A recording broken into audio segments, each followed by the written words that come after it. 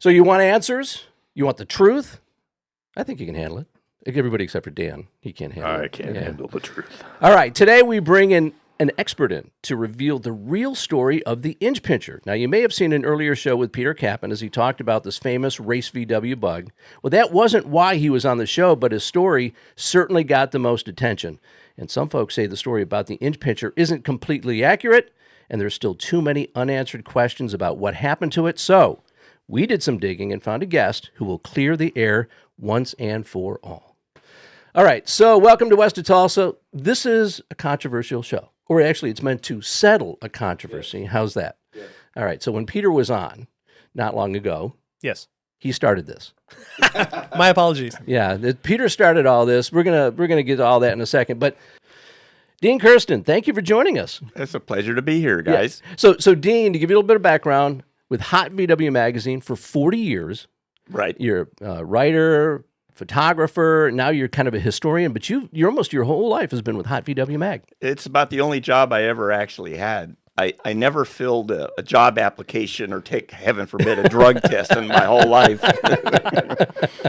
And luckily, we don't provide them here, right? No drug test. I think we'd all fail. Yeah. You don't want to know. Oh, no, we don't want to know.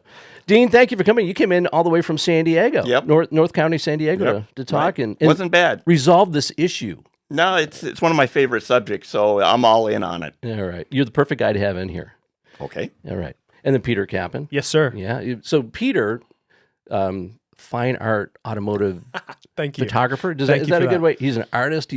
Does amazing work. And when you were on the show before, it was to talk about how you would just open up the studio, and then you had to go open up your big mouth and talk about the inch pincher. So, if you guys remember the show, I basically felt like I owed it to your audience to explain why I got into automotive anything in the first place. Because I'm not a car person, really. I don't have a history in any of this. But I literally, like I said, I met this guy who was a neighbor of mine who had this crazy car collection and basically turned me onto the story of the inch pincher. And he believed that he had the actual car that had, in his mind, had been missing since 1969. And so, like I said, at the end of the show, I was like, hey, I want to tell you guys an interesting story. And that's kind of how the whole thing happened. Well, also, too, the guy that you were talking about, Blasé McFadden, right? Yes. He's somewhat of a local legend as for well. Sure is, whether positive or negative, there's lots of people with all kinds of stories about him. You might say he's infamous. Infamous, exactly, infamous. Yeah. So that in itself was interesting, at least in the local Ventura community, VW community. But then the inch pincher itself just kind of blossomed into this much bigger story. Well, and if I may say, like it's interesting because like your comment section, I would say, was exactly what I discovered the day I met Blaze. I met him in it wasn't that long ago. I met him in 2020, I think. That's when I met him, and it was like, and he told me this whole story about this car known as the inch pincher. I knew nothing about it, and he's like, "Do you want to see? I got this car back here. You want to see it?" And he takes me back and pulls the dusty cover off the thing, and I get to see the thing for the first time. Really cool car. Dean knows the car, and he tells me this wild story about how it's missing, and it's the biggest scandal in the NHRA history. All these sorts of things, and I'm just like, I don't know what to think, and I'm aware of this guy's kind of reputation and how it's generally not the most shining, example of reputation. So I was like, man, I don't know if I believe anything that this guy's saying. And so I went home and I Googled it, and instantly I come across the Samba, right. And it's, and only in the last few years, and people are angry with each other about, and just arguing and calling each other names and being really nasty on the internet. And I was like, whoa, there's something very inflammatory about this. There's something very it felt like something that was, like an open wound that people were still dealing with. And so I was like, wow, that's fascinating. And so in my mind, I was like, well, whether it's the car or not, this is a really interesting story to kind of jump into. And that night, I bought my first camera package that night just to tell this story. I bought a Blackmagic, and bought all this gear and mics and stuff just so I could tell this story. Yeah. And, I spent a couple years essentially, going down this path. But it's interesting because Blaze, he would talk about Dean because he had great respect for Dean and in his position in the VW community and those sorts of things. But he was not. He would talk about Dean as someone that you wanted to avoid because his version of the story of the inch pincher did not match up with what Blaze is. Okay. And then I would just say after the show happened, I was on the show last time and I got all this attention.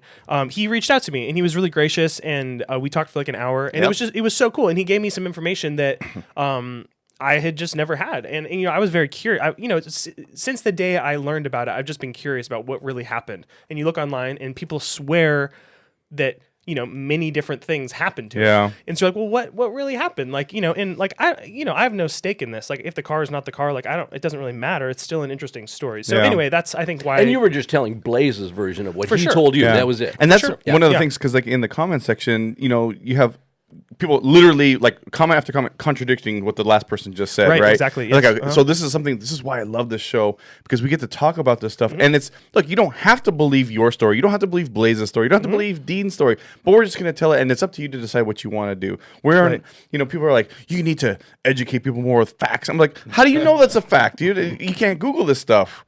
So we're just saying, hey, these are the people's stories. That's all they're doing. Take it for what it's worth. Well, let's get the facts. Yeah, let's get them. Let's get them. We got do the this. guy here, right?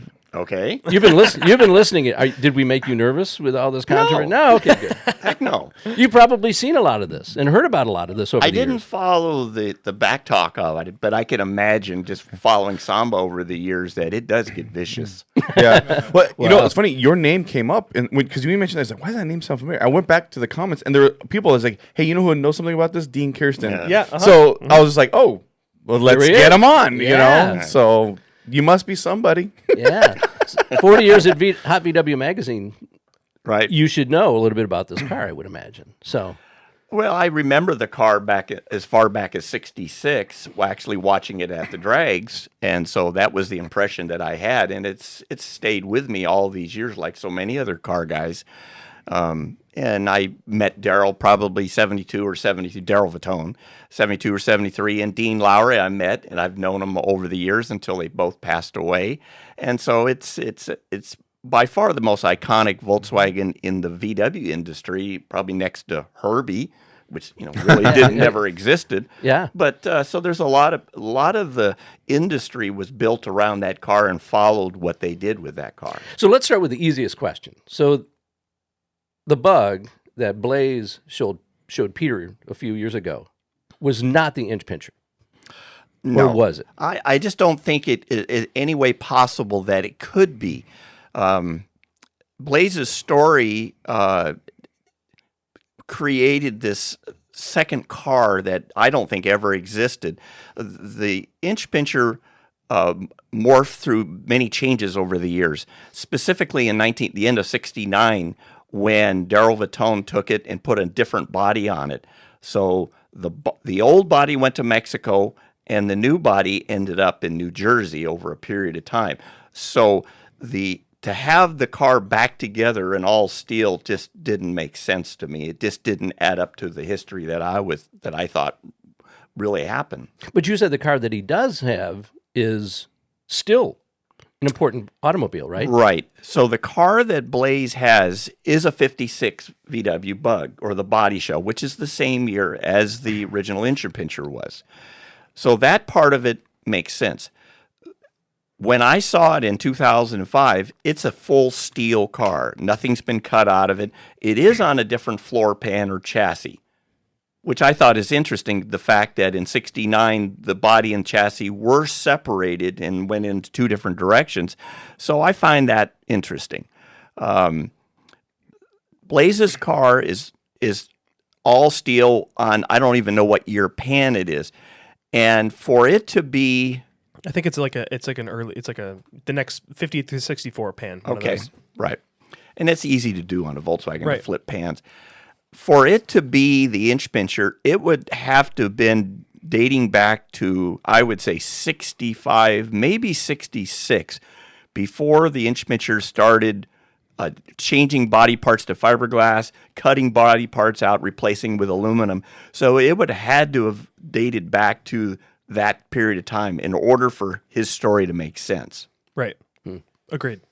All right. So it sounds like at some point, inch pincher is kind of parted out in some sense. You could say that. Okay.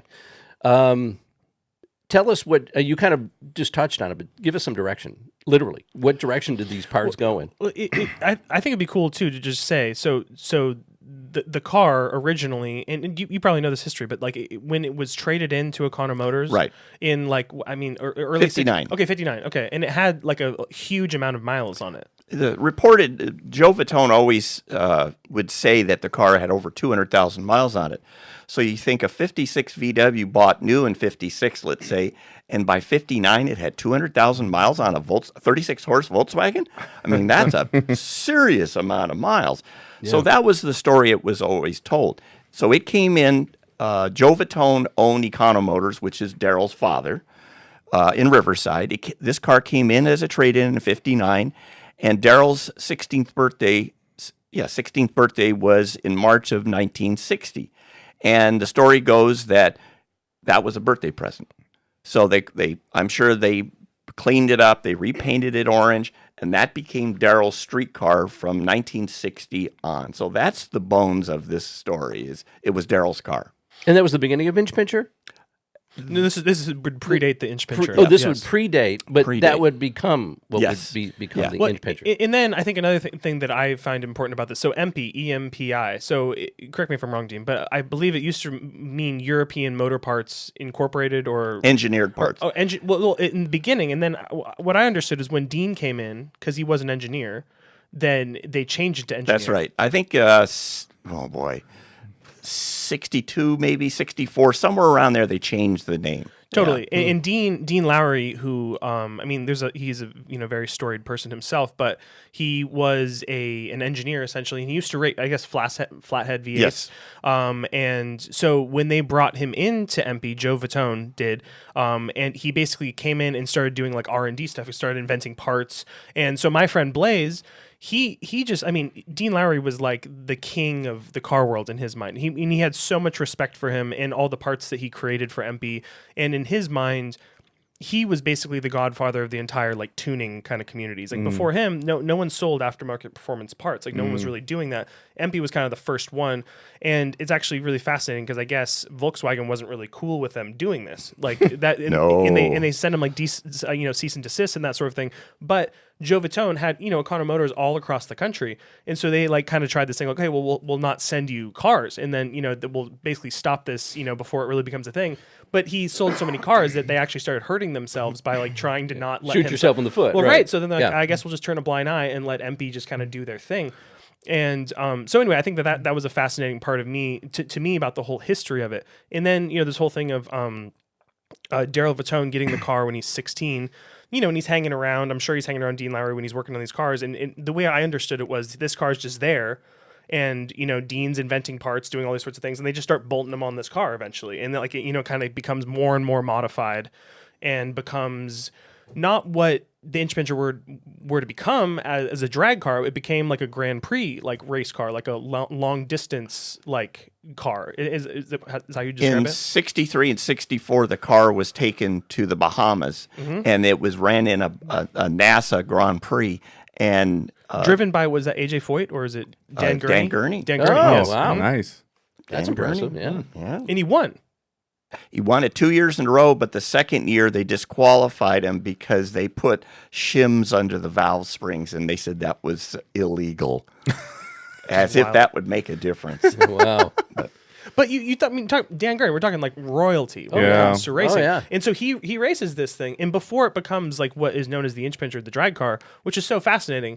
And then I think, the way the story was told to me was that Joe Vittone, I think, kind of like got the wind knocked out of his sails. He's like, I don't know if I really, we're kind of, I guess we got disqualified. Let's not really do it. And from what I was told, like Dean was like, no, like let's like drag race this thing. And they start, and he was a real, like, he was a head guy, right? I mean, he was a dyno like expert.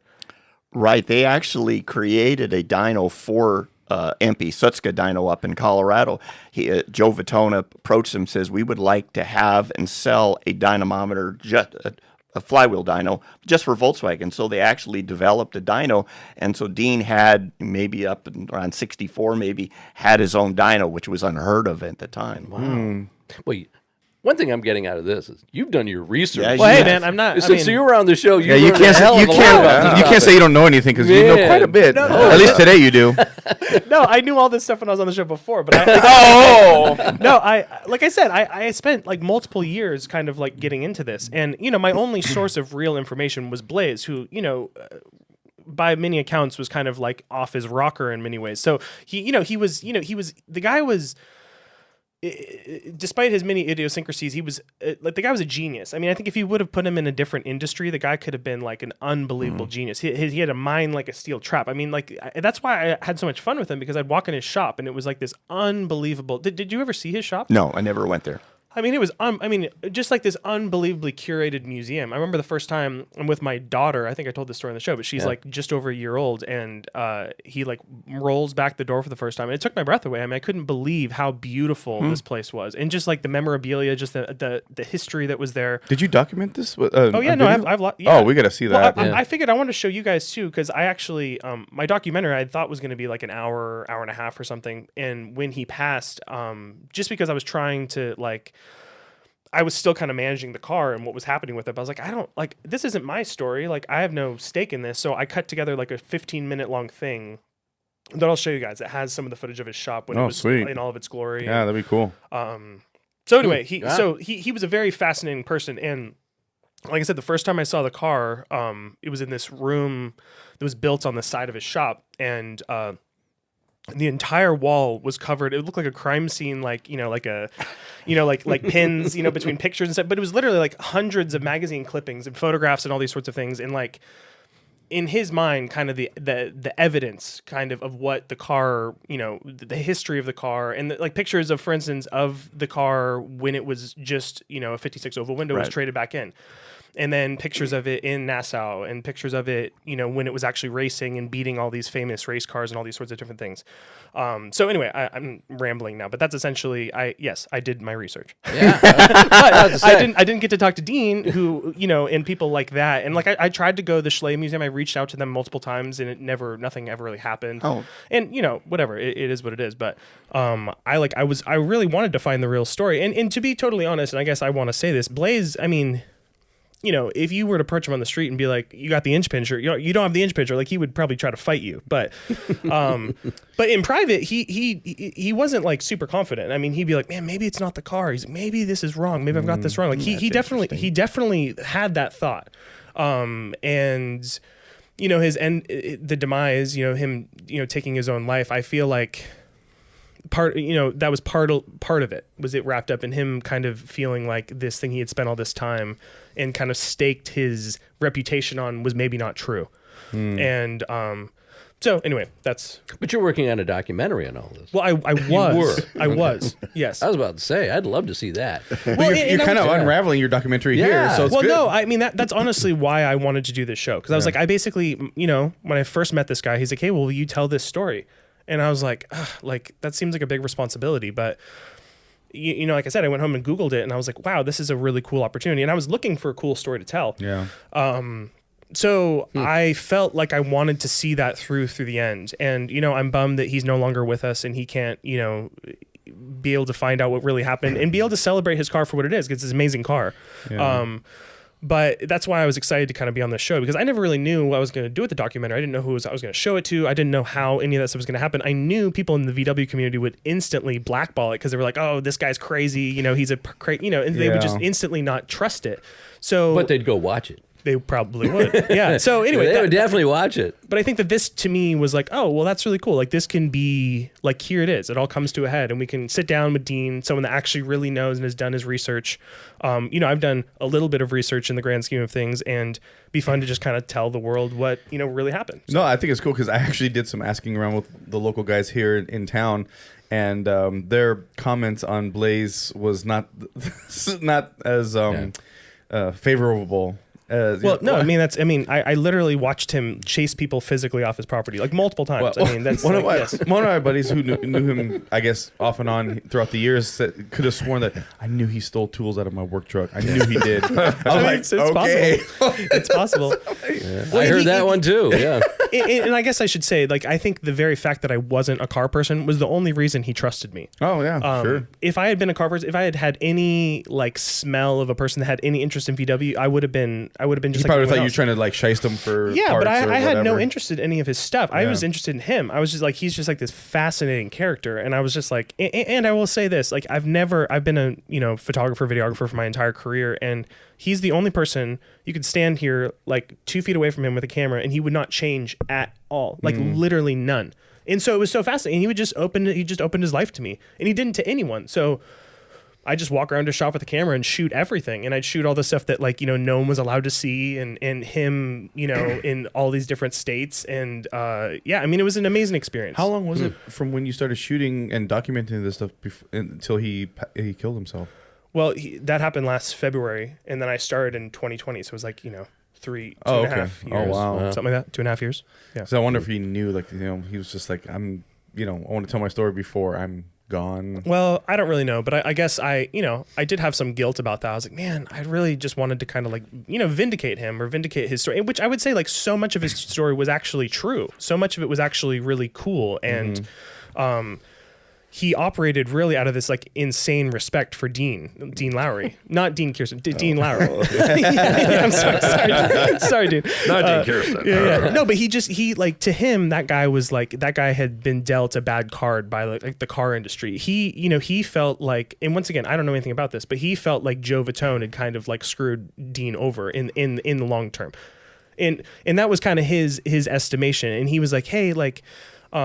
He's like, I think Dean Lowry's responsible, like you said, like for the entire tuning kind of industry. It's like no one really, made aftermarket performance parts until him. Yeah. And Empey basically got to take the credit for all of his inventions and all of those sorts of things that really pushed forward the VW kind of motor and all these different things that they could do with them. And so that was really his impetus. And he had this car for many years before he even like started to get this idea that it was the inch pincher. I mean, he had it, he bought it in 90, I believe, from a person that I think you knew Bob, right? Bob McGinnis. I knew of him, but not personally, no. Yeah. So anyway, Bob was a guy, he's just a few blocks from here is where his shop was, and that's where Blaze originally saw it. But he went on to be kind of like the right-hand man for Magnuson Superchargers. Oh, yeah. This guy, Bob. Yeah. Right. And he passed away just last year. And actually when my buddy Blaze passed, a couple months later, I get this call from this guy named Bob, who was the one that sold the car to him originally. And I learned some really fascinating things from Bob about the car. Like we talked about on the phone, which we could talk about here, but, anyway, I'm getting lost in my... Did Bob think it was the inch pincher? No, he actually... Okay, I was about to say. No, Bob was, adamant that it wasn't, and he wanted to fight Blaze about it, because Blaze was like, hey, like I think there was one point, and there's a guy down the street here, his name's Craig, who's a great guy. He's a super respected upholstery guy. Like he's done a bunch of like Pebble Beach winning Porsches and that sort of thing. He primarily only does 356 Porsches. And anyway, he knew both of those people, and he had a shop right next to both of them back in the 80s and whatnot. And he was there the day that Blaze shows up to Bob and like confronts him. He's like, "You're lying about this car. Like this is actually the inch pincher." And like he said, they like almost physically fought. Like it was like this crazy thing. And so that's crazy. Anyway, it's like a nuts. The whole thing is. Blaze, I will say, like he founded one of the most infamous gangs here in Ventura. I mean, he's like the guy had a very storied past, and so he was not a person that you really wanted to like mess with. So anyway, so I think Bob didn't have a very high view of him, which I think a lot of people shared that opinion. But anyway. Yeah, based in the comments section, it was like there was enough to say, this guy doesn't know what he's talking about. He doesn't have the inch pincher. But it is fascinating too, because like Craig, the guy who was there that knew both of them, he's like, man, I think Blaze's story is right. He's like, the way that Bob like was like backpedaling, doing all these things. I don't know, man. It seemed like Bob was trying to hide something. Oh, That's really? like, he said that to me, and he's like, I don't know. I honestly don't know. Ooh, the plot thickens. But that's what he said to me, and he's like, and I won't say anything. I don't want to talk to anyone about it. He's like, until Bob, were to pass away, because I don't really. And that happened last year. And then I remember the day I learned that he passed. I drove over to Craig's shop and told him, and he's like, oh man, like So nothing really happened with that. But anyway, that's part of the story. Wow. Well, you may have to be the tiebreaker here then, since you. Oh, wait a minute. Hold on. Since- Wait, just real quick, Peter. Yeah. Do you believe that Blaze had the inch pincher or not? Well, no. So here's the thing. I never knew. Obviously, I understood his desire for it to be right. You know what I mean? I do think he brought up some very interesting points that no one else has really ever talked about. Things about the inch pincher. Literally just like in the photographic evidence that no one has ever really pointed out. Like, and I think I brought this up to you. And there's this board. I wish I had a picture of it. Maybe I can give you guys a picture and you can put it up in this podcast. But for sure. There was this blackboard, with written all of the similarities between his car and the inch pincher sitting in his shop. And there was like probably 13 or 14 different things that he, had identified as things that were like unique. Unique to the inch pincher that his car also had. Right. So he's like, how many coincidences can there be until you just say like that's actually the car? Like that was kind of his mind about the whole thing. Okay. Wasn't there ever any cross correlation with VINs or something? I mean, were VINs a thing on this era of Volkswagens? Did they have a VIN plate they on were, the frame but somewhere? the thing it's ground off on this car. Oh, okay. Oh, on the Blaze car? Yes. Yes, it's ground off. That's a little suspect. Right Yeah. there. Well, and so I'll just say, like, very, very, very simply, the thing hinged on this idea that Dean Lowry built this car. It was really like, it was Darrell Vittone's car, like his daily driver, but it was really like Dean's baby, and he put his heart and soul into this thing and created what it became. And so then there was this moment because Darrell Vittone goes to Vietnam. I believe he gets deployed or something. He was on. He was gone for 2 weeks. Yeah. Okay. Yeah. Okay. So he was gone somewhere, and then there's this moment where they basically. There's this guy named Heinz Jung who worked for MP, who I believe He was the art director. Yeah, the art director. Mm-hmm. And so there's a moment where he basically wants to change the art up, like the livery on the car. And also, and once again, I don't know if Blaze had this right, if this was like the same time, but there's also a moment where they cut a bigger back window into this 56, because an oval window's tiny. Yeah. And so there's this idea like, oh, we need to see better when we're bracket racing, so we should cut a bigger back window in. But if you cut the bigger back window in, you have to like redo a bunch of stuff on the car to make it work. And so basically when that happened, because it used to say driver and what did it used to say? It gave Dean Lowry credit like in multiple ways on the car originally. On the rear quarter panel, it would give him the credit and it would list all the engine parts and then how much horsepower it made. And also there was times when it would say driver Dean Lowry. Yeah, there were times when his name would be unique to it, and then there was times when both Darrell's and his name would be on it, and then towards the end it would just be Darrell's name. So that changed. But that's the situation. So right there, when they finally take his name off, that was Blaze's like, oh, so here is the, like, if you're in a court of law, like, oh, here is the what am I trying to say? Like the reason for the crime or whatever, like the motivation was because like now they're taking his name off, and he was like, he didn't care what ended up happening with it. He just didn't want his car destroyed. That was like what he was saying. So this guy Bob, who Blaze ended up getting the car from, they grew up together with Dean and then his brother Ken Lowry down in wherever, Santa Ana. Yeah, Santa Ana area. And so basically the way he told the story was, so instead of getting his car destroyed, he switched the body, gave it to his buddy, and then built a new car and essentially put that body on the new car, and that's the car that had Darrell Vittone's name on it. And he had a bunch of different little things as evidence for that. But one of them is a very fascinating piece that I don't really know an explanation for, but do you know that picture of the inside of the car? It's like looking through the driver's door.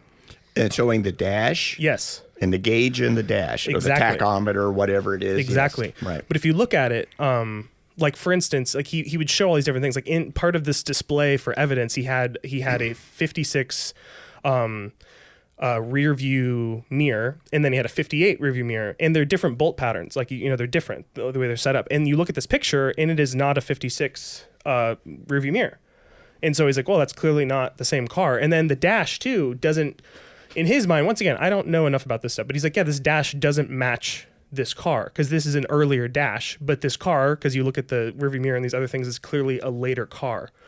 And so in his mind, like the car was switched, but since Dean Lowry had built the first car, he built a car that was equally as fast, essentially, and gave it back to them while hiding the real car in Ventura with his friend.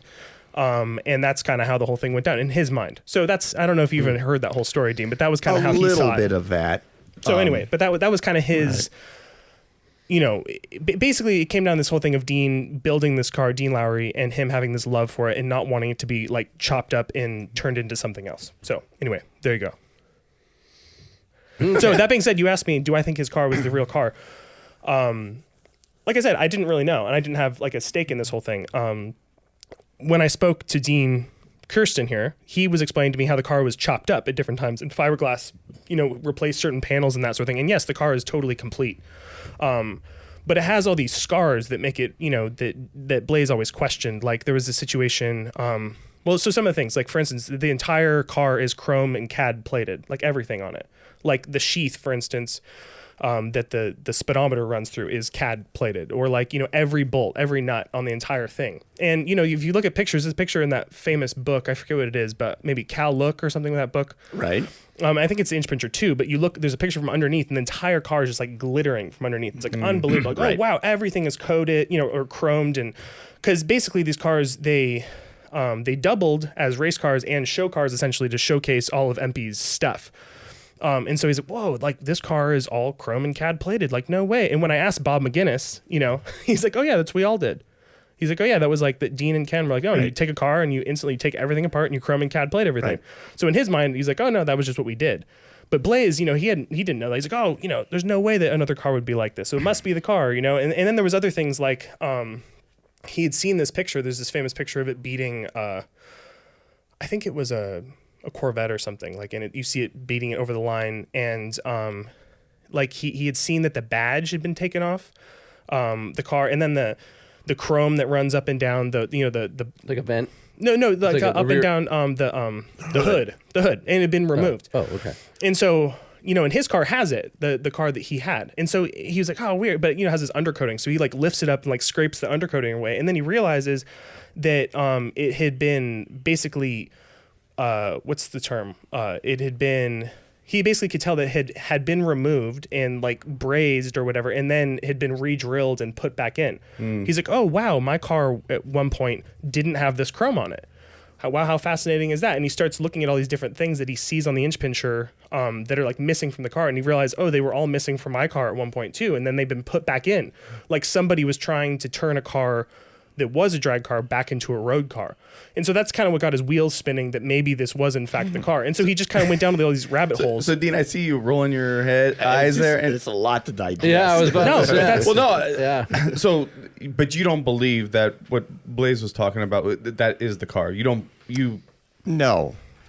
And probably the biggest reason is the shop that both Dean Lowry and Darrell Vittone worked at was on Indiana Street, and there's a series of workstations outside of the main building along the back. Then there's the spray booth, and then the main building. That's where they worked every day, and until they moved into another location. But during the 60s, they worked right there. The car was there every day. And so the idea that Dean could have taken this home and swapped bodies or something and brought it back and primed it or painted it orange without Darrell knowing it, just to me is a little far-fetched. Yeah, I mean, it seems crazy for sure. Because Yeah. they were all right there. It wasn't like they were in separate. Well, you could locations. confirm this too, but he always talked about this idea, because I know like they used to dip cars in acid, like back in the day, to lighten them and to Okay. remove paint and Right. that sort of thing. And so he's like, oh yeah, he was Dean, he was the head of whatever. Like he could just tell someone, they're like, oh, go dip this car, and that was like in his mind that was possible, that could have happened. And I mean, and once again, a non-car guy like talking about car things. So been hanging out with Dan? Yeah, been hanging out with Dan. Yeah. But like it's my understanding that a lot of those cars, a lot of famous race cars, it's not really one car. Like they had 5 bodies for them, and they're often switching them. And I'm not talking about the Inch Pincher specifically, but there was that's like a normal thing for a lot of those old cars. Like you could never really Sure. say this was the car, because it was actually 5 different cars, and they, for different reasons, they'd swap them out. And so in Blasé's mind, like that could have been possible in this situation. And once again, Blasé didn't know any of this really to be true. It was just his own, But Blasé is explaining this to you while he still has this car. Yes, well, and the car's still, the car's in Santa Barbara right now. So, okay, so there is a car that Yes. exists that he claims as the Inch Pincher. Yes. Could it possibly be where maybe Kirsten sees the car and says, Well, these you've things seen the don't line car, up. right? Yeah, I've seen the car a couple of times. I Yeah. saw it back in 2005 the first time, and I looked at it for 20 minutes or so, and I kept questioning him. This was 2005, so at that time, the Chalet brothers, who worked at MP and Dino Dinosaurs, are alive. Yes. Dean Lowry has passed away. Darrell Vittone's alive. Jim Bentley's gone, and there's enough guys that worked on that car every day, including Ken Lowry. Call Darrell up. I got Right. Here's my phone. Call him up, and he will tell you exactly what happened. Right. And I could never get a good answer. I said, these guys are, some of them, obviously, Joe Vittone has passed away by then. He said, just ask these guys, and he wouldn't do it. He just kind of Right. blew that off. Right. No, for sure. Do you think that was maybe a little bit of sense of not wanting to know the truth? Well, I think that's probably part of it. I For think sure. so. For Yeah. sure. Yeah. Well, and also he, he burned bridges with almost every single person that he ended up being in contact with. So he butted heads with every single person, and he was just he was the sort of person that if he felt like you had any sort of disrespect towards him, he immediately his bristles went up, and so I think that. He's obviously telling this story that a lot of people disagree with. So he just he butted heads with everybody. And so I think that, and just kind of the way he was, I think that he didn't really trust anyone else anyway. And so that was he didn't really even care what anyone said. So I'd like to talk about the end of 1966 is I think that was the big change for this car. Totally. So going into the 1967 racing season, NHRA re-indexed the class and changed the weight rules, and they were able to lighten the car drastically. And so obviously they're going to take advantage of it. So that's the point when this car was pretty much all steel till they really started making radical changes. So if this would have happened, if Dean had a problem with it, it would have been at the end. Earlier. It would have been at the end of the 66 season. However, the idea of cutting the back window out and putting a bigger back window was Dean's idea. Because if he's in the right lane and he gets the head start, he can't see the car out of the left lane because the window's so small. And he thought, well, if we only had a big window, then I could see better. So that was Dean's idea. That wasn't Darrell's idea. That was Dean's idea. Oh yeah, Blaze always said it was Joe's idea, but that's good to hear that it was Dean. It was strictly, Dean's the driver. Right, yeah. It didn't matter. Darrell didn't mind it. He didn't have a problem with it. But Dean, that was one of his ideas. And with unlimited resources at Econo Motors and at MP, they'd do, like you said, they would do anything. So during that time, they replaced the doors. Replaced the doors, the fenders, the deck lid, the hood. They cut the back window. And like you mentioned earlier, to remove the oval window and replace it, you have to cut the vents too. You have to go all the way. Louvers, right? The louvers, right. Yes. You have to cut all. You can't just do the window. You have to do that whole back. So they're cutting the whole back of the roof off. So they did that. And then they also took the floor pans. They cut the floor pans, put aluminum inserts in the floor pans. It probably already had fiberglass seats by then. And so they really lightened the heck out of it. And they probably cut the firewall and the bulkhead out of it too, because they really probably took 400 or 500 pounds out of the car. And so coming into February or late January of 67, the car is completely different. It's got all these fiberglass parts. The paint job is radical. It's got flames and pinstriping and metal flake. And so that was really the big change. And to me, I think Dean was on board on all those changes. I don't see him saying, oh, it's, we can't cut this car up. It's my baby. He wanted to go fast, and he wanted to win. Yeah. He wanted to win. Yeah, for sure. Exactly. So I just don't buy into that. Yeah. And being able to, somehow, I'm sure he could take the car home and say, hey, I'm going to the races in the morning. I'll take it home on a trailer, and then we're going to go to the races, first thing in the morning. That I can see.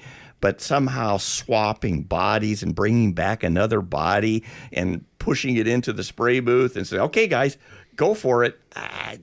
No, I mean, it certainly feels far-fetched. Yeah. Yes, I agree. Yeah. Yes. And so then let's get into, I think we should get into the idea of, that Blaze said that it disappeared. And so I think we should explore that. And so when this, and to say, okay, now we're talking the end of 69. Right. And this is the point where Dean Lowry is now left, and he is now working at Dino Dinosaurs with his brother Ken. So it's Darrell Vittone's show, 100%. He's the head of MP&R&D. And so at the end of '69, he decides that next year we're making a complete change. So he had the body shop at Economotors take a '59 big window body, sunroof, and chop it, because people were thinking that by chopping the top, they would be more aerodynamic and pick up a couple miles per hour. So he had the body shop chop a new body. So in December of '69, there's pictures of it where they're taking the Inch Pincher 1 body off over there on University Street and putting it in a shed next door. And that's where it was for probably a year. Then they put the new body on and finished it. So when it went to the Winter Nationals in 1970, it was the original floor pan, original same motor, same front end and all that, BRM wheels with the new body on it. So it was a combination of the two. And this is now what was known as the Inch Pincher 2. That is correct. Yes. So it's a 2, T-O-O. That's his second car. So this is more Darrell's car now. It's not Dean's old car, if you will. It's Darrell's car. It was the same chassis, different body. That's right. Okay. So now we have the Inch Pincher body, the first car, the orange car, the 56 body is sitting in a shed. One. And the story goes about 6 months after it had been sitting there a while, Darrell doesn't want it anymore. Pancho Mendoza, he's a drag racer from Mexico City, came up to see the Vittones, sees that body and says, "What are you going to do with that?" And Darrell says, "Nothing. I'm done with it. I have a new chop top, Molly paint job, gorgeous car. I don't need that anymore." He said, "Would you sell it?" He said, "Sure." So maybe $2,000, it got sold. So Pancho Mendoza gets a Penske or a Hertz rental truck, comes up and just buys the body, because he says it's easier to take the body across the border than a whole car with a floor pan. It's just a part now. So he loads that body up, and he ended up buying another body from Dave Andrews, who was Darrell's partner, another oval body. And so he had two bodies, went to Mexico City. So the Inch Pincher 1 body is now in Mexico City, and they put it on another floor pan. We're talking like early 70s right now. Early 70s. Yes. That's correct. And now Pancho Mendoza decides, well, if Darrell's chopping the top, we need to chop the top, because that's what the Americans are doing. So they chopped this car, and you think about it, so it's a 56 body with this big back window in it. So it's really a hamburger of body styles. And they chop it, and they put a visor on it for some reason. And they don't quite finish it, but they make some runs on it. And so then he ends up, Pancho sells it to a guy named Jorge Fernandez. And Jorge Fernandez says he's going to finish the car. We're going to paint it. We're going to do it. And he does nothing. He doesn't do anything. So about a year later, a guy named Rodolfo Valencia says he's got a shop in Mexico City. He says, "I want that car." He buys it, and he finishes it. So now the car is painted purple, and it says Inch Pincher on it again. It's got gold wheels, and he puts his motor and his trans, and it starts running in Mexico. So that is the original body, now all morphed out and changed, but that's the original Inch Pincher body, and that survives till about '79 when it's in a towing accident where it comes off the trailer, an open trailer, and it's destroyed. Oh. And Rodolfo says that it was, what did he say? It was bent. And I think that kind of says it was. So they cut it up in pieces, and he keeps the motor and trans, puts it in the dragster, and so the Inch Pincher 1 body is gone by 1979. So that's the end of that part of it. So now we have the chassis, and the motor and whatnot. So now the chassis is alive and well on the Inch Pincher 2. Well, something happens at EMPI that really changes things is Joe Vittone sells EMPI to Filter Dynamics. And they're the Lee Eliminators, and they have a number of companies in drag racing, and they want that car. That car is an icon. They want that car to continue being raced. So Joe cuts the deal, says, okay, the car's included. So then he tells Darrell, oh, by the way, the car belongs to Filter Dynamics now. And needless to say, Darrell was pissed beyond belief. But Joe had, he had the power to do that. He says, oh, but the good thing is they want to pay you to race it. So for another year, a little over a year, they pay Darrell Vittone and Jim Bentley to take it on tour and to race it for the Lee Eliminators. And if you look at the door, then it says Lee Eliminators along the bottom. Well, Darrell loved racing, but he hated all the PR visits and going to these open houses for Zodi's and all the fast food places. And he said, I hated it. So after about a year and a half, he says, I'm done with this. I can't stand it. I want to build another car. So he returns the car to Filter Dynamics and says, I'm out of here. So then they bring in the Carlson brothers, Jim and Rick Carlson, young guys. He said, okay, you guys are going to take this all over the country, race it, do the PR deal, and they're happy as clams. And they race it. And then the next year, which is 73, Rick Johnson comes in. He's a funny car driver. He gets a job. And so the two of them take it all over the country. And so at the end of the 73 season, Filter Dynamics announces, we're done. We're not doing racing anymore. And they ended up going out of business the following year. So the car, the trailer, the spare motors, all that stuff gets returned to Filter Dynamics in Cleveland, Ohio, and said, this is it. So there's an ad that appears in National Dragster a few months later for sale for like $5,000 for everything, the car, the trailer, everything.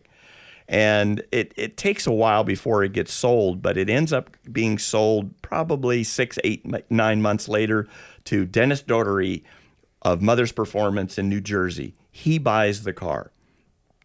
And he races it for about a year or so, doesn't have much luck with it. And this is where the story kind of becomes rumor. He sells it to a racer in Minnesota, and what he does with it, we're not sure.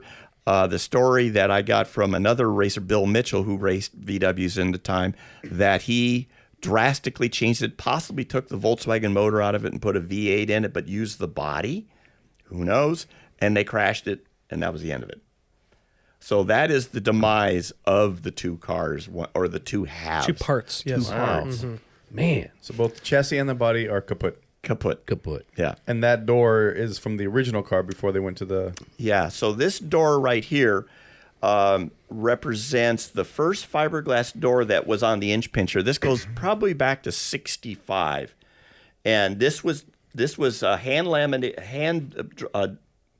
laid, I guess the word would be, by Don Roundtree. And Don Roundtree had a shop at the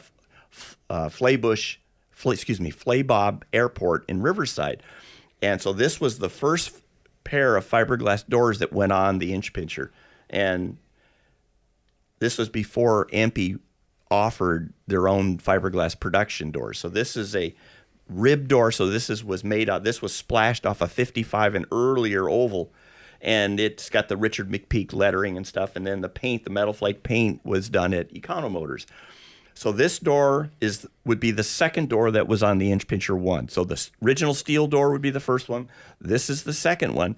And you can see that they had to remove the hinges off the steel door, reuse them on this.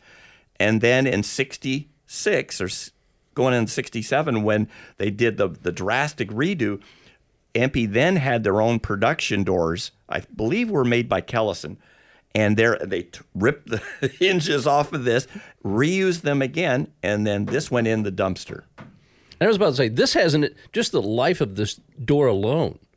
You were telling us before the show how interesting it is, how the door ended up where it is today. Yeah. So this door, from what Darrell thinks, is we just threw them in the dumpster. Somebody fished them out of the dumpster, and it ended up in Minnesota.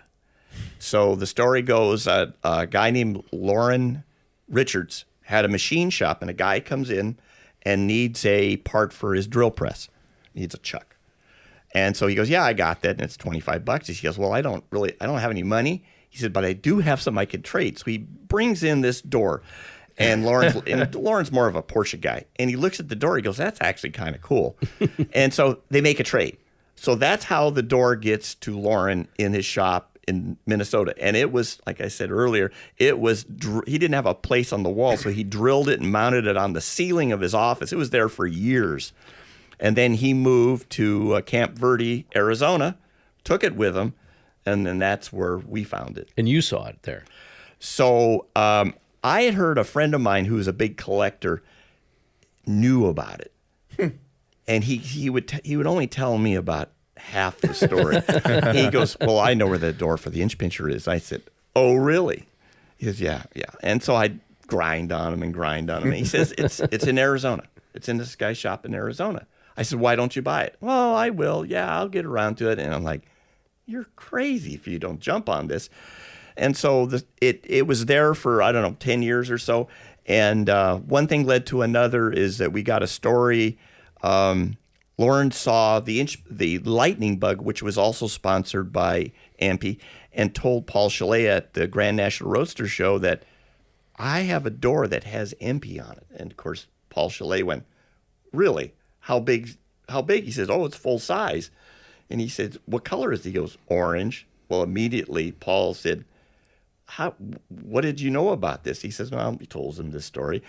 And so one thing led to another is we made a deal to put it in the Chalet Museum. So I drove at warp speed to Camp Verde to get this door and got there, and I couldn't believe it. I just could not believe that this thing actually existed. Wow. And so when Somebody Darrell saved it. Yeah, and so when Darrell saw it, he goes and he signed it. He says, "Absolutely, that's the first fiberglass doors we had on that car." Wow. It's one of the few. There's only one other piece from the original car, and that's the deck lid that's still owned.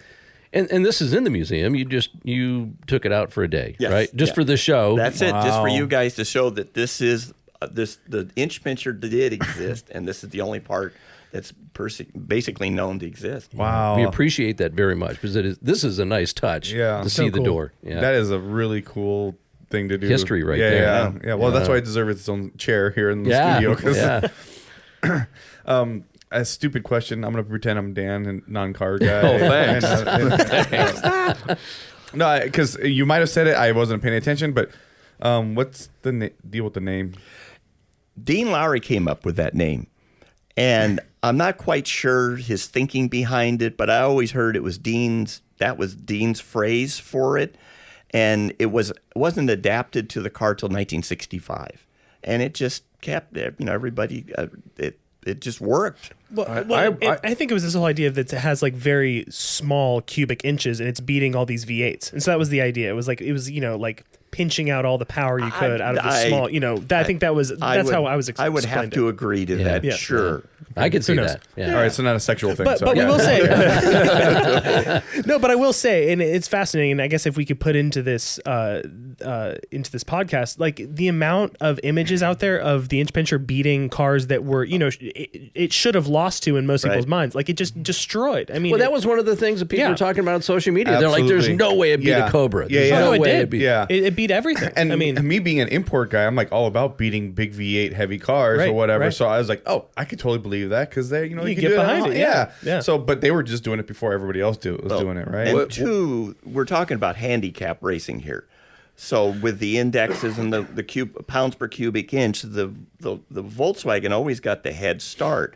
And so, yeah, they're not heads up with a Cobra, but they're getting a couple of trees on or a tree, and they're getting way out there. And so the crowd loved it because here they have these Hemi cars and Cobras and Mustangs chasing this Mustang down, and they're passing them in the lights at 130 miles an hour. Yeah. Okay. And I think that's the people that don't understand bracket racing. Bracket racing is not always heads up. You have someone's ahead of you or what, but it's still timed. You still have to you can't be too fast and you can't That's be right. too slow. So bracket racing is very, very difficult. What, the way, what do do we think that car was making in its heyday as far as I was going horsepower? to ask that question. Without the conversion factor, probably maybe 180. Oh, that's pretty brake good. without That's a great. at the flywheel. Now, they would always add 10% or so because Volkswagen added that to their SAE rating.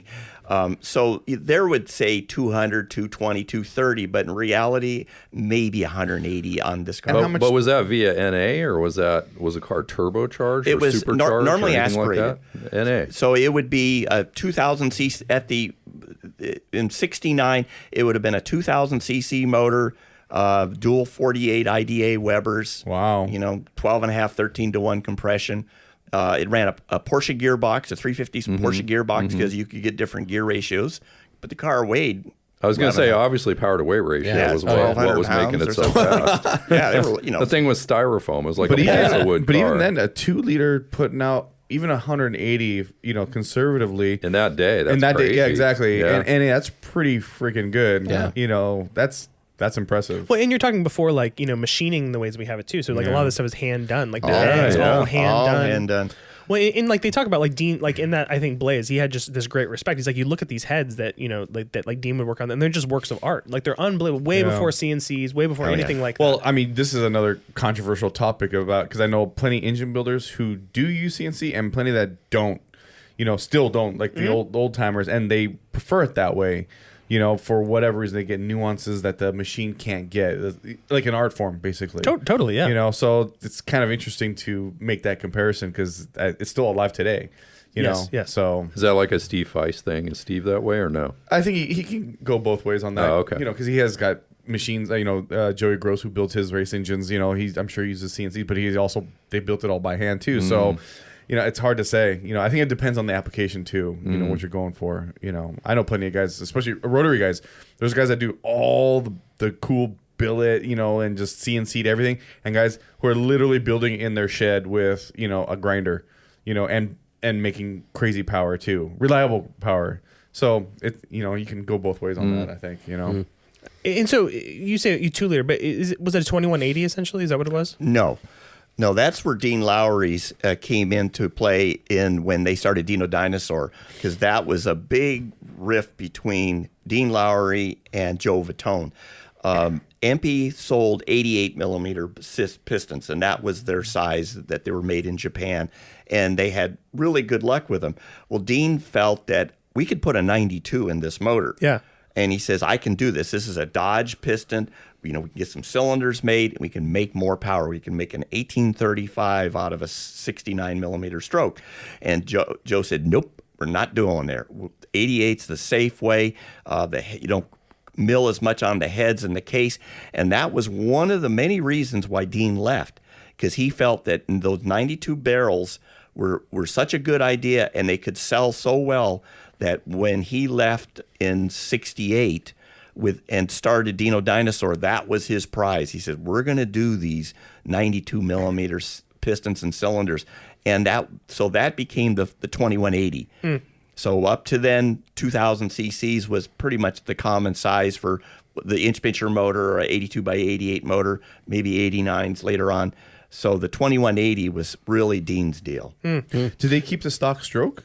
And they just go with no. To do that, you would have to put an 80. You go from a 69 millimeter stroke to an 82. Oh, okay. So there was roller cranks. SPG and MP had roller cranks made in Europe, and they would weld up stock cranks. And Acrossa started making cranks too. So you're definitely going to have to stroke it to get that kind of size. So an aside here. So the car that, got me started on this whole thing that was, claimed to be the inch pincher. So that car, it's really fascinating because that car has a 2180 in it, which once again would explain that it's not actually the original inch pincher. It would have been something maybe later. So the story that I've gotten, actually, I think you helped me on this one, is that when Dino Dinosaurs, one of the cars that they campaigned was the Pterosaur. Now, is it who made it? It's not a Kellison. What is it? The fiberglass company that made it? Amanda, I think. Or I can't remember. I meant to look it up before the show. I'm not but it's this fiberglass kind of looking. I would say it has like a European kind of flair, like maybe kind of like a Dino or something like that. But it's a full fiberglass car, and I think they made a couple hundred of them or whatever. Right. This is like a kit car. So that was the Pterosaur, and that was a Bonneville car. It ran at Bonneville Salt Flats, and so it was on a VW floor pan, and Ken drove it at Bonneville, and they ran it. Dean Lowry's brother, Ken Lowry. Yeah, Dean's out of the picture by now. He's kind of off on his own now. And that was Ken's baby. And so they ran 2 different size engine. They ran 159, maybe 160 at Bonneville with the Pterosaur. The story goes is the long block from the Pterosaur is in Blaze's car. Yes, that's exactly right. And that's the story. And I find that fascinating because if you were to take that engine apart and look at the parts. Well, so it has a Acrossa crank in it, which is really fascinating. Now, you know that for a fact? Yeah. Yeah, I mean, he had it pulled apart at one point. Really? Yeah, and then I remember he showed me an old, I think it was maybe a Hot VWs, and there's like ads for these Ocrasa parts. Right. He had these parts, they're like pinned on his wall. Right. And so he always would talk about how this motor had Ocrasa, and it had all these, the motor too. Like we should get the car. You should get you to look at the car again, because it's still sitting there in Santa Barbara at his brother's house. But it has all these like pre-production DDS stuff on it. So like it's like before it was actually like stamped, and so it's just fascinating. It's full of all these really fascinating parts, and I will say, Dean. Well, no, it'd be Ken Lowry's son. I had him. Don. Yeah. I got in touch with him, in trying to tell this whole story, and he came out and checked out the car because he had raced himself, and he had built 2180s and all these sorts of things. Sure. So he looked at it. He's like, "Oh, this can't be the motor that was in the inch pincher." That was what he said. But he's like, "Oh, this could have been a motor that my dad, and that's what Bob McGinnis, I think, kind of was kind of like an uncle to him growing up, because they were really close. Bob McGinnis and his dad Ken were really, when I think they both ended up working at Magnuson. I think so. So anyway, to him, it was like a really cool moment to come see this car, because he hadn't seen it since he was a kid. He said he remembered seeing it when he was really young, and they used to drag race it and that sort of thing. And so when this guy Bob just reaches out to me out of the blue, he's like, "Hey, I was the one that sold that car in 1990 to your friend Blaze or whatever." And then it was very fascinating, because he I think he was well in mid 80s or something like that, and just the specific things he remembered about that car. I mean, he'd tell me to like the 100th of a second, like what he was running on the quarter mile, and he would all these different really fascinating things. But to me, trying to tell this story, he was totally silent on certain things that I would have really helped basically push forward the story. Like, for instance, I said, "Well, where did you get the car from?" And he couldn't tell me. He couldn't remember. He's like, "Oh, I think I got it from a farmer in the San Fernando Valley," is what he told me.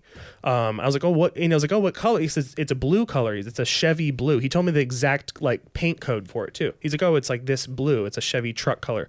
And I was like, "Oh, what color was it before?" And once again, he couldn't tell me. But it's fascinating. That car, because it's been sitting out in the sun a bunch since he passed. There's all this orange coming through the blue. It's wild. Which once again, I'm not here to say that it's the car, but it's just all these crazy. To his point, like, there's so many coincidences about this car, and the fact that he buys it from a childhood friend of the guy who famously built the car. It doesn't. It's not that crazy of a stretch of imagination to start imagining things about the car and its history. Sure. Well, and I think the confusion kind of opens up the door to speculation. Speculation. Yes. But it almost sounds like when you start to put all these pieces together, there's a little bit of truth here, there's a little bit of truth here. This has been fudged, that's been fudged, this could be this, that. I mean, it just, there's really no straight answer. There's two things about that Blaze's story that I find kind of fascinating. One, the orange paint. Yes. I always told, well, Blaze, remove the blue paint. We'll know in an hour. No, I can't do that. Can't do that. The other thing is the fact that body and the pan are a mismatch. Right. So if he were to pull out the inch pincher body, if we follow along that road, and he pulled the body off because the pan stayed there, and he swapped bodies, he would only have the body. And the fact it's a 56, he only had the body, and it's orange underneath. Those three things, I have to admit. Well, and then another thing I said to you. The story's getting interesting. Well, another thing I said to you, which he always used to, be one of the, the feathers in his hat to be like, I have the inch pincher, was, I don't know if you did the interview, but Darrell Vittone's last interview with Hot VW. Yes. So in his last interview, there's this moment. Did you write that article? Yes. Yeah, which is crazy. No, because I have the magazine at my house. I should have brought it. But what? Two parts. 2005, 6, something like that. I remember. And it basically says there's this moment, and you wrote it, which is so funny. But it's like there's this right behind the firewall. There is a weld all the way across the tunnel, like from the driver's side to the passenger side of the tunnel, and the reason for that is because they used to run a basically auxiliary brake pedal that they put on the other side. It would have been like a moon or who would have made it? Was it a moon? Would that make? Actually, it was a hydraulic. Right, a hydraulic. But I'm trying to remember the company that made it. It was a hydraulic throttle. Yes. Hydraulic throttle. Yes, Yeah. and you had to run all that stuff through the tunnel. Yes. And so in this article, it says, like, hint, hint. I think it's exactly what it says. It says, hint, hint. If you ever find the original pan, it's going to have this weld. And so in Blaze, and he'd already thought it was the car before he ever read that article. And then he sees it and he's like, look, my car has this weld. Like, why is there a weld here? It doesn't make any sense. And so that was another piece of it. And another thing I'll say about the car that is really fascinating that we talked about is the back windows of the car are etched glass, and they have the Dino dinosaur, which is, well, Dino, right? The dinosaur from what? Hanna-Barbera. Yeah. Yeah, the cartoon. Yeah. And then it's like driving a car. That's like the logo of DDS, and that's etched into the back windows. Which, as far as I know, there's no other car in the world that has that. And he always said, and once again, you probably could ascertain if this was true or not, but he said there was only 2 pairs of windows ever made, and the other one was in, what's his name? Like the most famous VW racer of the 70s. And he was at DDS in the very beginning. What's his name? Not Clyde. Berg. Berg. Gene Berg? He said it was in his shop. Gene Berg had the other set of windows, is what he always swore was true. So there's 2 sets of windows. Gene Berg has them on the wall in his shop, and the other ones are on my car. That could be possible. Wait a minute. Did Blaze know about the whole Mexico story about the body? Oh, going no, there? he was aware that was like a theory. And he didn't believe that. No, because he would die on the fact that he had it. So Interesting. no, but like I said, you start searching on the internet, you're gonna find a lot of different theories about what happened. Oh no, I've seen that. But does Blaze believe he has the chassis or the body? No, just the body. Just the body. Yeah. Okay. Yeah. Well, and then he, I think he also kind of believed that the motor. I think in his mind he understood that DDS is after MP and the motor's full of DDS stuff. So I don't think he. Well, and he'd actually he didn't buy the motor with the car. I don't know if I told you this. No. So he didn't have enough money. I think he bought the car for $3,000 or something. He bought the car and it had a blown motor. And the only reason he saw it is because the guy Bob was a cabinet builder, or he did something with wood. He was like a woodworker, and so it was kept in his shop. And so he would say like every 6 months he'd push it out and like wash all the sawdust off of it. And so I actually have this really cool moment where he tells the story where he's riding his bike and he's Blaze is a very dynamic kind of storyteller, and that's why I really connected with him, because he could just tell stories in this really fascinating way. And he's like, I'm riding by and I look over in this parking lot and I see this oval window. He's like, whoa, look at that oval window. Like, he's like, everyone wanted an oval window, even then and now, and he's like, and so he goes and he chases the guy for a long time and finally meets him, and he's like, I want to buy that car. And he's like, no, you can't have it, and all these sorts of things. And in the end, he like finally goes to the guy's shop and he's got cash. He's like, I want to buy the car. He's like, I got $3,000 right now. And the guy's like, oh, sorry, I already sold it. He's like, what? You sold the car? He's like, I've told you so many times I want it. He's like, oh yeah, I sold it to the kid who works here, and he's going to like work it off. He's going to he's like, what? He's like, you were supposed to sell me that car. And so he's like, oh, so I stuck $3,000 in his face. I was like, how about you take $3,000 and I take it right now? And he's like, sure. And he like grabbed the money and then he took it. That's his story. And then there's a picture of him shaking hands with this guy, Bob. And I have this picture. Interesting. Okay. Him shaking hands with Bob Higgins in front of his shop. The car is covered in dust. And then I have pictures after that where he takes over his shop, which is like, he was on, well, whatever. It's like 4 blocks from here. I think whatever. He's like off a transport, like over here. And then he washes it off for the first time. There's pictures of this car, and the paint is actually still really good at this point, and it's just sitting in the sun, freshly washed, and that's when he first gets the car. But the motor, the guy's like, oh, you have to spend more money for the motor. And so like a few months later, he goes back to try to buy this race motor or whatever from the guy that's sitting up on the shelf, and he goes and the motor's gone. And he's like, where'd the motor go? He's like, oh, I traded it. And this guy I brought up earlier, the upholsterer guy, his name is Craig, he did a trade and took that motor from the guy Bob and was sitting in his shop, which is another neighbor. And I've become really good friends with Craig. And so Craig will tell the story. He's like, oh yeah, and Blaze really wanted this motor. And so once again, they traded somehow, and then Blaze ended up with that motor, and and then he put it in the car, and that's how the whole thing kind of ended up to be where it is. So anyway. Man. I feel like this is going to turn into like this 12-part saga. Well, I told you. We're going to have to bring in a few more guests that can cooperate with. But please, okay, so as the experts of the automotive podcast that's telling all these cool stories, you guys recognize that like it was the right thing to do. Like I was going to jump into this story. Like I said, I literally did this Google search. It was like at 11 o'clock at night, and I was like, "What? This is a crazy story." Like, and once again, whatever the truth is, that's like kind of beside the point. It's just a fascinating tale that like has a lot of like weight to it and a lot of like emotional kind of like controversy. So anyway, like Dean was saying, there's interesting points that you bring up that are factual points that help Blaze's side of the story, not the whole story. No, right? Sure, yes. But that's at the same time, what Dean's saying, like the whole thing with Mexico, there are other people involved that can confirm the story if they're still alive or whatever. But it still could be, maybe, because no one actually physically saw the body in Mexico that's still alive, at least, right? No, it's destroyed. Yeah. It was in the towing accident, but no photos were taken after the accident. Yeah. That's true. And another interesting thing that I probably didn't talk to you about, but so when Dean passes away, what year would this have been? 99. So, by the way, in 98, Dean had invited Blaze to his shop in Arizona. Do you know about this? No. So he had a handwritten letter from him inviting him to his shop in Arizona, and he knew because there was this guy at the Pomona swap meet that was like neighbors with Dean. The reason he met him because he was at Pomona all the time. Everybody at Pomona back in like the 90s, 80s, and 90s like knew him, and he was always buying these rare DDS parts and all these sorts of things. And he said he came across this guy. I'm not going to say the name because I'm forgetting right now. I'd have to look. I have like many hours of footage of him talking about this story. But he shows up at this booth and he sees valve covers with Dean Lowry's signature on them. And he's like, "Where did you get these? Like, how did you get these things?" He's like, "Oh, he's my neighbor in Arizona." And he knew I was coming out to the Pomona swap meet, so he signed these things for me, and I'm selling them. And he's like, "You know Dean Lowry?" And he's like, "I have this car, like, and that I think, maybe he was involved in." And there's like this whole thing. And then so he gives the guy a picture of his car, which he apparently went back and showed to Dean Lowry. And shortly thereafter, he gets a letter from Dean Lowry inviting him out to meet him. And he's like, "Hey, bring all your DDS parts. I'll sign them all for you." Wow. And he had, I mean, tons of rare parts. Yeah.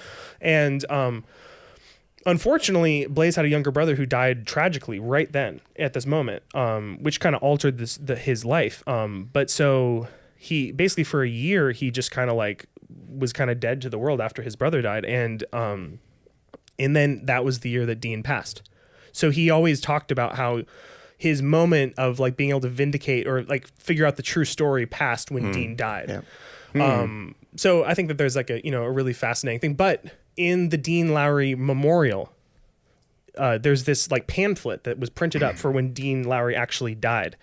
And in the memorial, it says a Dean Lowry built street strip car resides in Ventura, California. And that was his car. And it was actually listed. He has a copy of it in his office. A copy of the actual memorial of Dean Lowry. I went to Dean's memorial. I probably have that somewhere, but I just went. Yeah.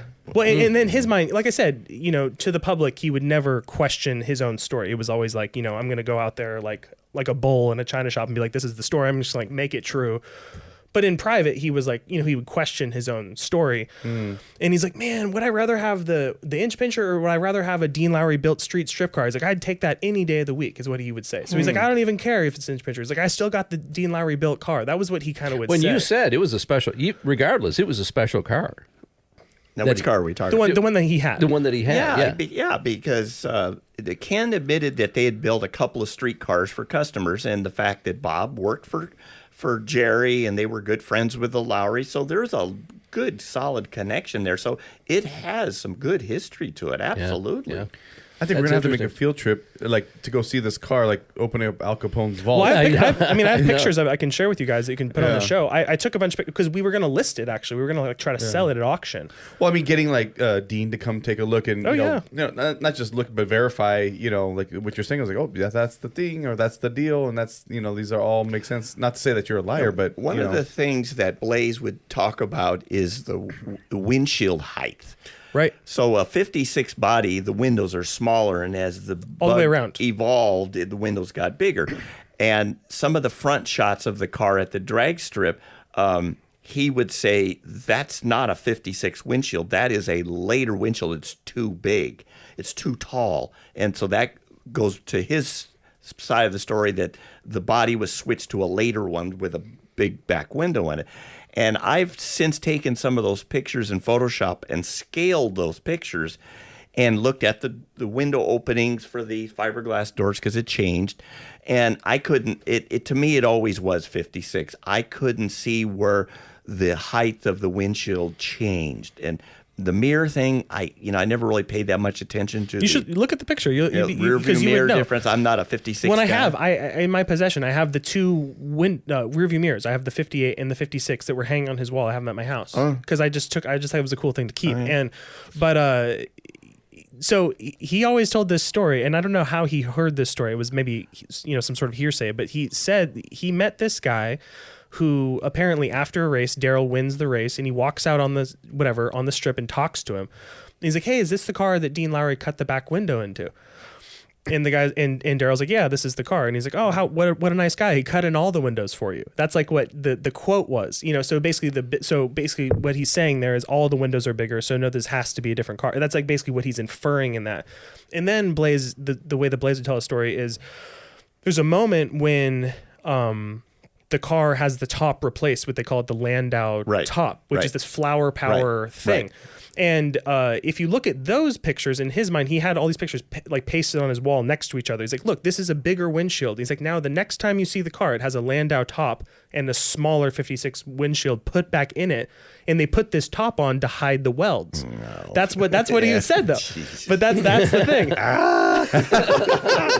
But there you go, man. So the story on the top was that it had so much Bondo in it. Is that they were towing, through Texas or Oklahoma, and it was, sub-zero or 20s or something, and they pulled into a gas station and it blistered. Oh, yeah. All the Bondo and the roof blistered. And so they're going, they didn't want it because it was metal flaked and flamed and striped.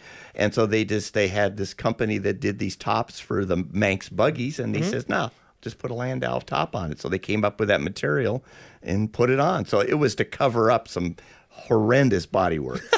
Okay, fair enough. Yeah, that's funny. Yeah. What's the more believable story, Bigfoot or inch pincher? I don't know. Man. I don't know. I was so naive walking in here thinking, we're going to have the answer. We're going to get the answer. The saga continues. I've even got a better one. So I ran across this guy in Florida covering an event years ago. And he came up to me, and he knew me, and he was friends with Joe Vittone. Joe Vittone retired in Ocala, Florida, and so that's where he lived for most of his life towards the end.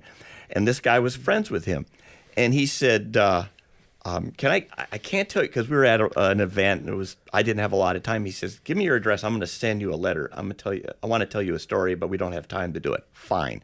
So I get this letter. And he goes on to tell the story that there was actually 2 inch pincher ones, identical. One was publicly seen, the other one was hidden.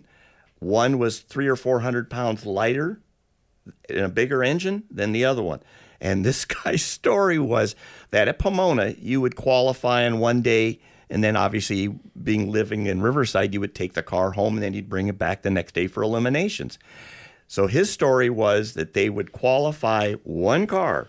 It would be all legal. NHRA would put their approval on it, and then they'd swap cars. And the day of eliminations, they'd bring out the second car, and it would be obviously quicker and faster. Wow! And I'm like, "Oh, you got to be kidding me!" And so that's a good story. I sent this letter to Darrell, and Darrell was hysterical. He goes, "We didn't have barely enough money for one car, let alone 2 cars, And then he went on to say that the engines they put tie wraps and seals and things on them to prevent anything like that you couldn't swap a motor. He said, everything. NHRA knew every trick in the book. That is interesting. That's urban legend. Story definitely urban legend. Throws right in there too. Okay. Inch pincher or JFK's? Say which story can you get to the bottom? It's funny. I thought about that during one section. So I'm thinking, man, was there one shooter or Paul was the walrus? It was the dead. Second gunman on the grassy knoll. Oh my gosh! Turns out Joe Vittone was actually a CIA asset. Yeah, exactly. So yet another one. So Joe Vittone had a love-hate relationship with Volkswagen. He was one of the largest. He had one of the largest dealerships in the country. like you said, they had to deal with him because he was selling the crap out of cars. Right. And you couldn't just like not let him sell your cars because that would like hurt your bottom line. Yeah, so he was a serious guy. But they hated the fact that he was putting all these wheels and all these gadgets on it, and they were not approved by Volkswagen. And they basically threatened him. He said, if you sell these cars with all this GTV crap on it, we're pulling your franchise. So there was always this tension with them. Well, Darrell told me in that interview that I did with him about 1967, 68, he gets a phone call from Volkswagen of Germany. They want to buy the inch pincher Wow. for their museum. Whoa. That's a turnaround right there. I think they had Herbie, or they eventually did, and they wanted that car. And they offered him $30,000 in 1967 for that car, and he turned it down. Oh, wow. Can we have a inflation adjustment? It's got to be a times 10, right? I'm thinking a couple mil right there. Yeah. Wow. And he turned it down. Wow. Did he say why he turned it down? Because he hated their guts. Oh, that was it. Well, and he said, why should I give them my, this hard is my, work my bullet. This is what, everybody knows Impy from this car. And so he wasn't about to give it to them. One, he didn't want to have all their secrets, that they had in it, because there was obviously a lot of engine stuff, and the front suspension, everything was different. And he just didn't want to let it go. And to sell it to them after they had threatened. Yeah. I'm so curious. This obviously is a big topic in the VW community, but does this go past that and just in the drag racing or car community? I mean, like, Dan, you were around drag racing, when you were a kid. Did you know about this car? No, I not Volkswagen stuff. No, that wasn't on my radar. I mean, that's such an epic story involving so many people, and with VW and MP, who's a big company, whatever, and then the dealerships that the Vittones owned or Joe owned. This has to be a bigger story than just a VW guy. I mean, it's super intriguing. I think to your point, that's why there's still so much like controversy to this day, because it's a far-reaching story that involves a lot of different things. Yeah, and I mean, it's just really cool. It's really interesting. It's kind of this like David versus Goliath sort of story that everybody kind of attaches themselves to, and I think. So it has this emotional pull to it, Well, and David versus Goliath in a bunch of different ways. You got Volkswagen and Vittone, and then you got V8s versus this tiny the inch pincher and Cobras and whatever. I mean, that's the whole reason why we created that little short from the podcast, because I had no idea what the inch pincher was. Honestly, I didn't even care, but I thought the story was really cool. And sure enough, it opens up this can of worms, and here we are talking about it for a second time on full. And it sounds like we're going to be talking about this again on another show, because this story seems to just keep going on and on and on. If there were two identical inch pinchers, CJ. there we go. We got to have a whole new show just to talk about that one. So at one point at the Winter Nationals, I think this was 1974, and in Modified Eliminator, the Volkswagens raced against Hemi cars and faster cars with this handicap. Well, the final in Modified Eliminator in front of 50,000 people.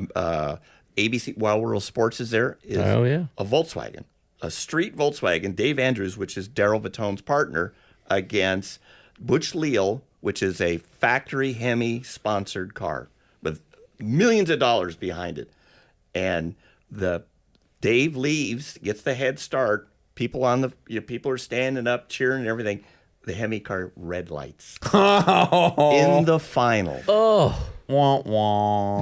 And so and the picture, some of the pictures you see, all the cameras and all the attention is on Butch Leal, because they figured, it's a shoe-in. He's going to smoke this Volkswagen, and all the photographers are shooting. And here's this Volkswagen takes off, and then he red lights, and then everybody realized Dave just won this thing. So Dave won like $6,000. And the Hemi guys are just pissed. And so then the phone call starts happening Monday morning. You got beat by a Volkswagen. Do I understand that right? And so the question is, he says, well, how much is Volkswagen paying you guys? Nothing. Volkswagen never spent one dime to support a Volkswagen drag racer, even though they were getting that kind of exposure at the ABC Werewolves. Probably sold a ton of cars. Well, that's just insane. They probably sold a ton of cars from that. Yeah. Oh, yeah. They absolutely would not give us a dime. Wow. That's crazy. So all this short-sightedness. But you back up once again. So my buddy, they kind of got me on this whole thing. Like, I think he he obviously felt like this story was important, and he revered Dean Lowry more than anyone ever in the the car tuning community or whatever. And I think here we are talking about this story, and it's clear that what this car accomplished and what Darrell Vittone and Joe Vittone and Dean Lowry accomplished is really, I mean, it's like, I think it's kind of unprecedented in the whole history of racing. Yeah. So it's pretty cool, and it's kind of this singular moment that I feel like would never really be able to be repeated again. So it's pretty cool. Yeah. I think Joe Vittone had the foresight, owning both the Economotors and EMPI, the value of marketing this car and putting it out in front of people and the racing aspect. So, he had Dean Lowry on salary full time, basically just working on that car. Like R&D and stuff. R&Ding. Yes. Full time. That's what, and Dean loved it. He didn't have to work on customers' cars. All he had to do was concentrate on that and taking it to the race. And so, those images and the effect that it's had over the years, there's so many people I've talked to that have been in Volkswagens for years, and that car made a big impression on them to this day. Wow. So Joe was... How many do you know? I mean, I'm sure there's a million, but like of the actual really pure like replicas have been made? Because I know like that museum in Japan, Flat 4 has a couple, I believe. They built a Inch Pincher 2 replica, the chop top with the Molly type paint job. They have that. They have the real Inch Pincher 3, which is a split window car that came out of New York. Richard Gurney raced that. And so that is the real car. That's not a clone. That's the real car. And they have that car as well. There was a dragster, a very small little dragster that EMPI ran for a number of years, and they have that. Mm-hmm. So, and then they had a slalom car at the Bug-Ins at Orange County in the 80s. They had drag racing and they had the car show and the swap meet, but they also had a slalom. Well, one of the salesmen at Economotors drove this car, and they had a slalom car, and that car is in Japan as well. And then what about this car? And I don't know if Robert Keller will listen to this, but he's the current president of EMPI, and he's an acquaintance of mine, and he knows Dean. Because I didn't really follow this story, because they just released. Is it the Inch Pincher 4? What is it? That car was built in England a few years ago because it's right-hand drive. Oh, okay. And so it was just a private party building it's a replica, but it's a little custom, and they ended up buying it. And so the actual EMPI company now owns this car. Yes. Yes. Yeah, so it was a car that somebody built in England a few years back, and they were going to build their own car. And then they saw this. I think they decided, this is so close, we'll just use this. So that's been on tour. It was at the European Bug-In in Belgium, and now it's here in Anaheim. Well, cool. Maybe we can get this is Inch Pincher 1. Well, so we can get the Inch Pincher 2 show, and maybe we can get Robert on here to talk about more of the developing MP Inch Pincher story. Yeah. Well, another thing that happened was MP, because like I said, Dean Lowry was doing R&D. They created all these amazing parts. They kind of like invented this kind of aftermarket market for VWs, and but then my understanding is they kind of lost all of their credibility because they took all their U.S. manufacturing and put it overseas, I think, eventually.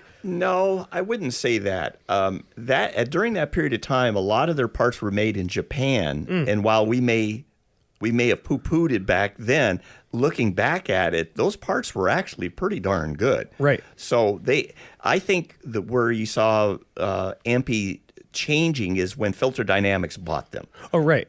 And so when that happened, that's when they said, we're deleting these parts. We're not making these. We're not making this. We're not making, but we do want all the tchotchke stuff that's hanging on the wall that people can just pull off and sell in the big box stores, is what we call them today. And I think that's when the demise started, is that a lot of the hardcore parts that made them famous got deleted. Well, it sounds like business decision versus racing. Absolutely. And that was what it came down to. But I will say Robert Keller, he's the coolest guy, and he kind of is tasked with this idea of bringing back the EMPI name and kind of bringing it back to its former glory. There's a story right there. We should definitely have. Well, and Robert he's on doing an about amazing job. Like, for instance, Yes. he came to see the car. I reached out to him when this whole thing happened, and I was helping liquidate this entire collection of parts and everything. And so I'm trying to manage this car. And so I reached out to him. I was like, well, I think EMPI would be interested in this car because it was, what made them famous, And so he came and checked it out. He was really cool. And, but he told me about this project where basically he was trying to like I said, reinvigorate the MP name and kind of bring back the legendary kind of parts that they used to make and make them in the US. And so he actually wanted to buy, I guess it's copper, I guess, or it's a Hirsch shifter. It was a yes, it's a Hirsch shifter, but it was copper coated. Yeah. It had kind of a patina, Yes. but it was copper, and they just released that. But we had an original one there, Yeah. and he's like, man, when the company was sold, they got rid of the entire catalog of parts. So he's like, I'm the president of this company, I don't even have these parts. Like, there's all these parts we know we made, I've never even seen them. And he's like, whoa, he's looking at the shop, and he was there, a couple months into it. We had sold so much of the stuff that he would have wanted. I mean, we sold all this amazing original MP stuff, but he was like, man, he's like, can I have this shifter? He's like, I know the guy who owns Hearst, and we're going to try to do a collaboration. He's like, I'm going to remake this shifter right here. It was sitting in a Cool. display case in his office. Does he believe Blaze's story?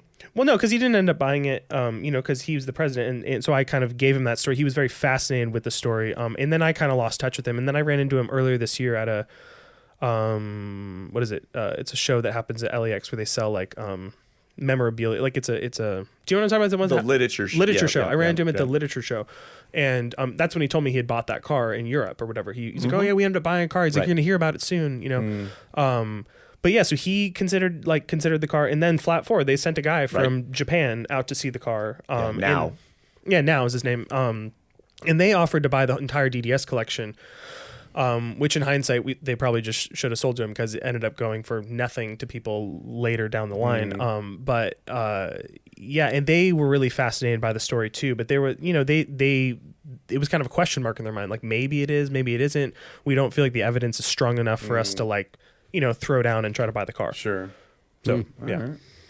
Well, the mystery continues. Man. So anyway, I will just say, I'm exhausted. I don't know about this you is guys. an ad, but I'm just saying this car exists in Santa Barbara and is for sale currently. And so if anybody actually is interested and wants to see this car, it can be seen and can be purchased if anyone cares. So I'm curious, a car with all this going on, what would it sell for? There's no comp. idea. I mean, No how do you idea. how do you figure out? I think that's a whole comp on- show just on that, man. I mean, Yeah.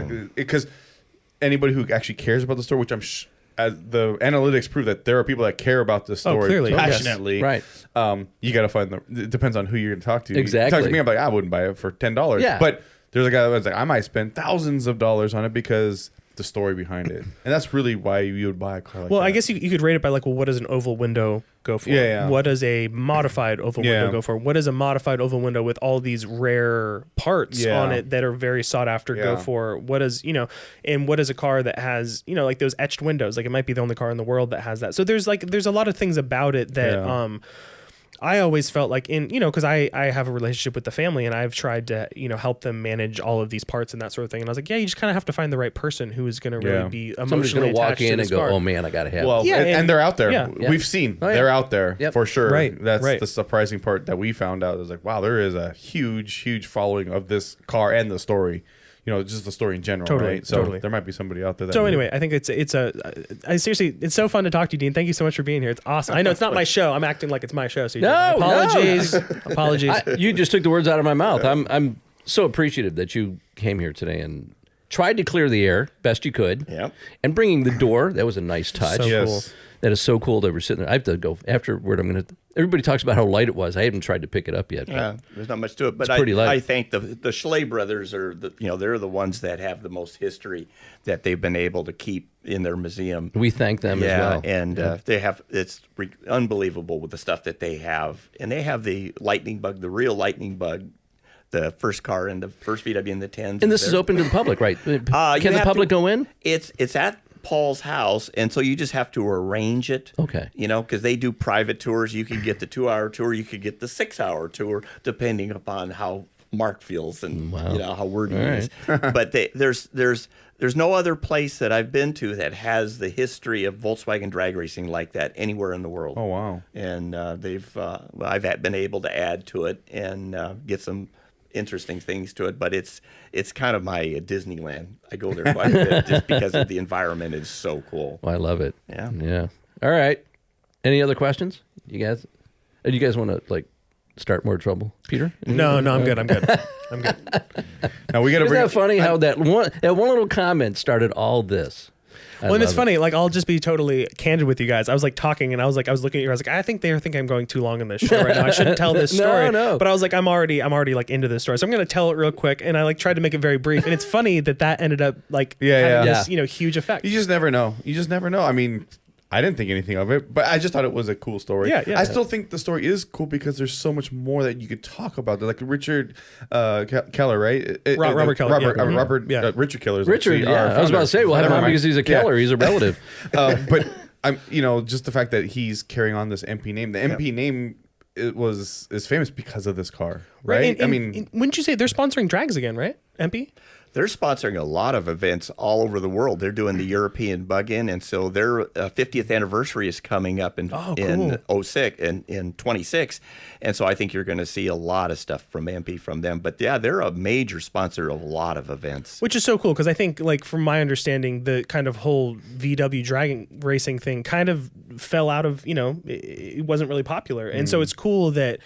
They're like, Robert and that whole crew is trying to kind of bring back the glory days, which is a really cool thing. That's the story that I think it was worth covering too. Some manufacturers getting back into it, sponsoring and helping the guys get the sport going. So maybe we'll have that show soon. Absolutely. So and he's a Keller. Well, he's local too. He lives like in the county. So perfect. Does he really? Yeah. Oh, okay. Well, I wonder if he's related. Richard Keller's who created all of this and west of Tulsa. Oh my gosh, that would be a wild. We wonder if it's like a relative, some distant relative from west of Tulsa. That would be wild. All right, Dean, thank you so much for joining us today. Yeah, Peter, thank you for coming back. For sure. And for everybody trying to clear this thing up, did we make progress? We'll find out on social media, right? We'll find out what everybody has to say. Make sure you comment. About this. That's right. All right, don't forget, if you want something that we want to talk about, go to our website, westofTulsa.com, click on the, what's it called? Tip line. Tip line. It's okay. We were going to change the name at some point, and now you guys have fucked me up because I can't even remember the name of it anymore. All right. So, and then don't forget to like, follow, subscribe, and we have our YouTube channel. All right. All right. Thanks for watching, listening, whatever you do, and we will see you west of Tulsa.